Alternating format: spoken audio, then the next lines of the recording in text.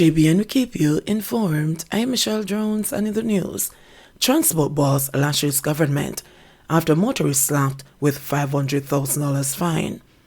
Edgerton Newman, president of the Transport Operators Development Sustainable Services, TODS, is calling for a re-examination of the Road Traffic Act by international body over some of the more draconian measures outlined in the regulations.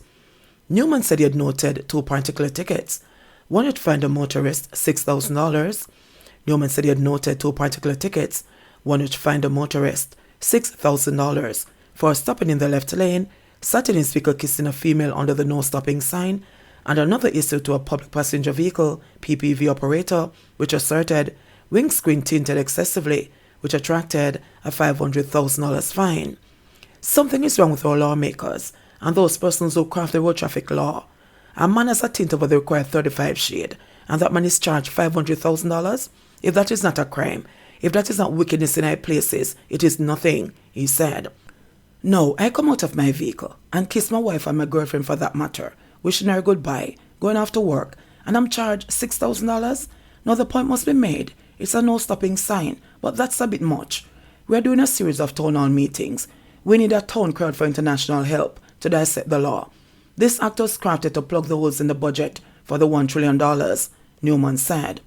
Under the Road Traffic Act and regulations, operating a motor vehicle specified in Regulation 259(1) in time when motor vehicle cannot be clearly discerned at a distance of 150 meters attracts a fine of $500,000. This is among several monetary penalties outlined in the Act and regulations, including a $10,000 fine for motorists who use a wireless communication device while driving, as well as smoke marijuana while attempting to or driving.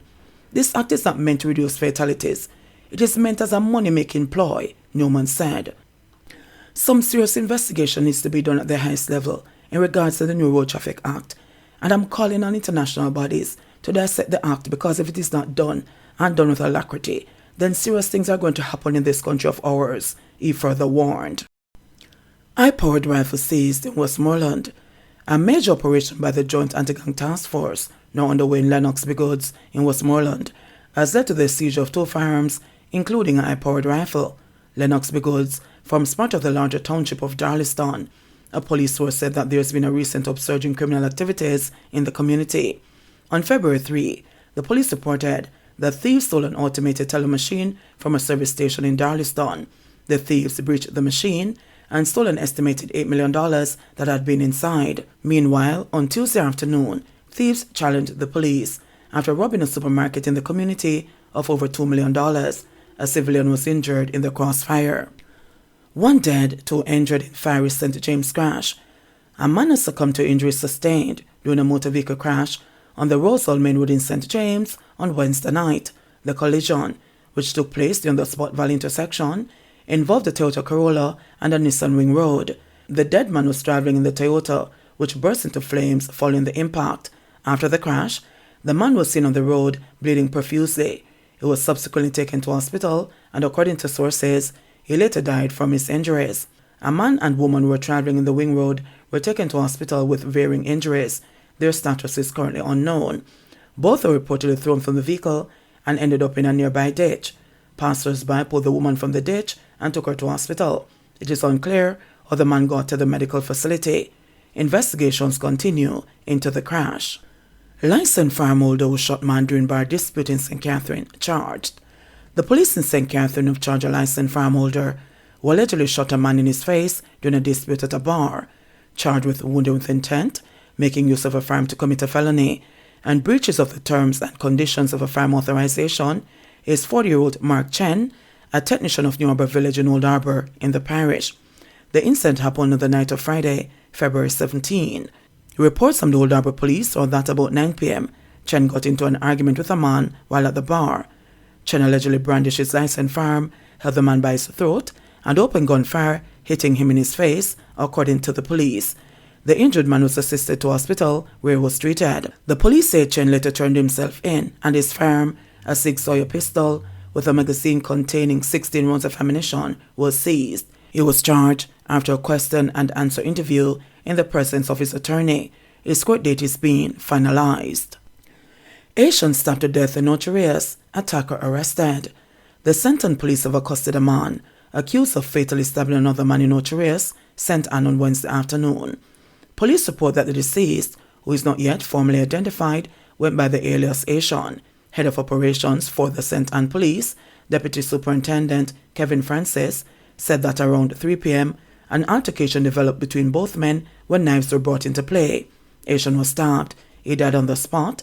The attacker, who allegedly fled the scene, was later arrested. Investigations continue. 50 rounds of ammunition seized in Portmore. The Bridgeport Police in Portmore, St. Catherine on Tuesday, seized 50 assorted rounds of ammunition in the community of Westchester.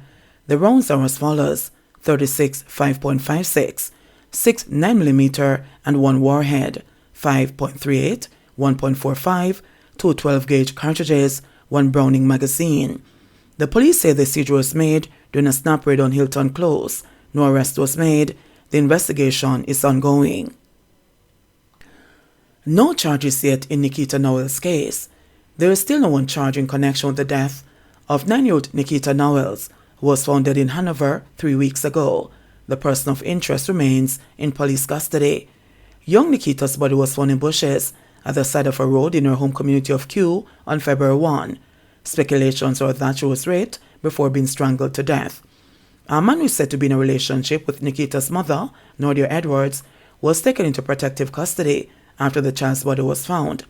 Head of the police's corporate communications unit, Senior Superintendent of Police Stephanie Lindsay, said all the procedures have been followed in order to keep the man in police custody as investigations continue. In certain investigations, if the mandatory time of 72 hours passes, we try and put the matter before a judge who will look at the circumstances and can do remand pending investigations, so they would not have him in there without the proper remand in place, she said on Tuesday. SSB Lindsay said the police are awaiting the results of a post-mortem conducted on February 10, as well as the results of a forensic examination of items submitted. After that, then the investigators will make a determination as to how they proceed next, she said. 3 weeks ago, Assistant Commissioner of Police in charge of Era 1, Clifford Chambers, spoke of the ties the man in custody has to Nikita's family. We know that the mother's intimate partner, they had an issue between them, and that is one of the lines of inquiry which has been followed, ACP Chambers said then.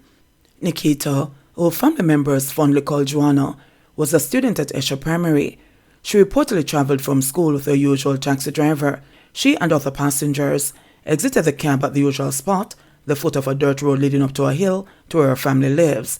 The child's mother raised an alarm after she did not return home and could not be found. Community members and the police launched a search, and her body was found a few feet from the entrance to her house. Jamaica had to act against transit abuse by Cubans, says Jang.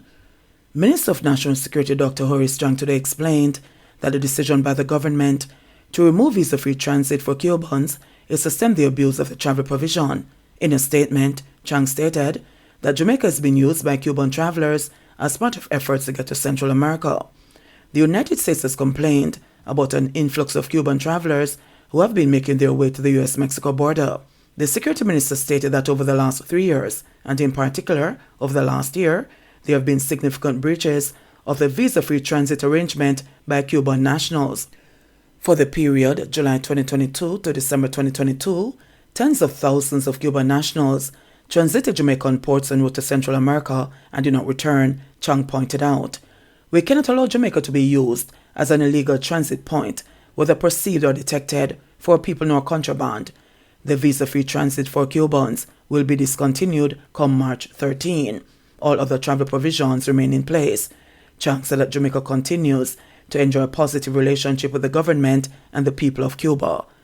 JBN, we keep you informed. Please remember to subscribe, like, share, leave us a comment and click the notification bell to receive our daily news items.